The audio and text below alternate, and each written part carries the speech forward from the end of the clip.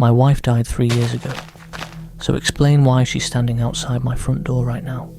It's 8:32 p.m, the exact time she used to come home from work every night. She's wearing the same black coat, holding the same handbag, and her hair is wet from the rain. And she just looked directly into my peephole and said the exact words she always used to say whenever I made her wait outside. "You're taking too long." I haven't called the police. I haven't told my family. Because if what happened next is real, then my wife coming back from the dead isn't the thing that scares me most. 3 years ago, my wife died in a highway accident during a storm. I never saw the crash happen. By the time I arrived, the car was already covered, and a police officer told me not to look. I looked anyway. It was the biggest mistake of my life. Since that day, I've lived alone in the same house. Every night at exactly 8:32 p.m, I glance at the front door. Not because I expect her to return, but because that's the time she always came home from work. Some habits survive grief. Yesterday was no different. At exactly 8:32 p.m, someone knocked. 3 slow knocks. I remember looking at the clock and laughing because the timing felt almost like a cruel joke. I assumed it was a neighbour or a delivery driver. Then I looked through the peephole. My body froze instantly.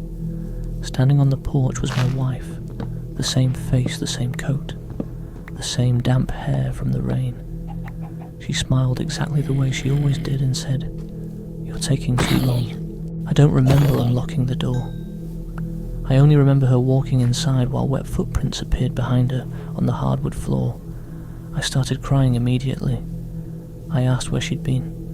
She looked confused and laughed softly. "At work? Where else would I be?"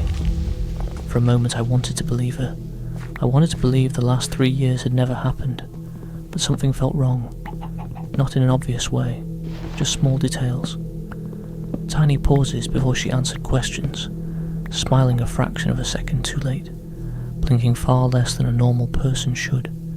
It felt like watching something imitate a human being after studying one for years. Then she suddenly looked toward the hallway mirror and froze. Completely froze. At first I thought she was staring at her reflection, but she wasn't. She was staring at me, or rather something behind me. The colour drained from her face. "Who's standing behind you?" she whispered. A chill ran through my body. There was nobody there. I turned around anyway, but the hallway was empty. When I looked back at her, she wasn't confused anymore. She was terrified. Her eyes stayed locked on the empty space directly over my shoulder.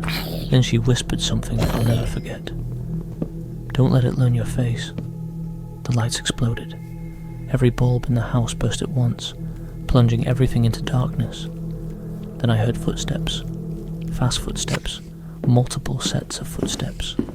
They raced through the kitchen, circling the room over and over. Too many feet. Too fast to be human. I grabbed my phone and turned on the flashlight. The kitchen was empty. My wife was gone. The back door stood wide open as rain drifted inside.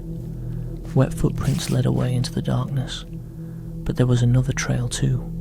Long, distorted footprints that looked almost human, but not quite.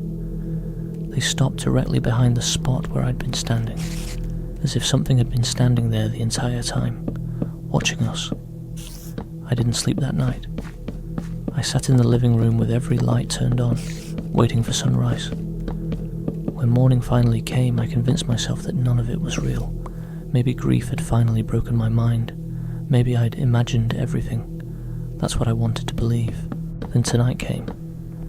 At exactly 8:32 p.m, 3 slow knocks echoed through the house again.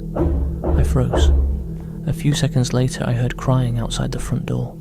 A woman's voice, my wife's voice, begging me to let her in. Every instinct in my body wanted to open the door. But then another voice spoke from outside. A second voice, standing right beside her, and it sounded exactly like me. "Don't open it," the voice said. My wife's crying stopped instantly. Silence filled the house. For several seconds nobody spoke. Then both voices began laughing at the exact same time. Right now, I'm sitting in my living room writing this. The clock says 8:31 p.m. PM, 1 minute until the knocking starts again. And there's only one thought I can't get out of my head. If the thing outside learned my wife's face, and the thing inside learned mine, then who's actually standing outside my door tonight?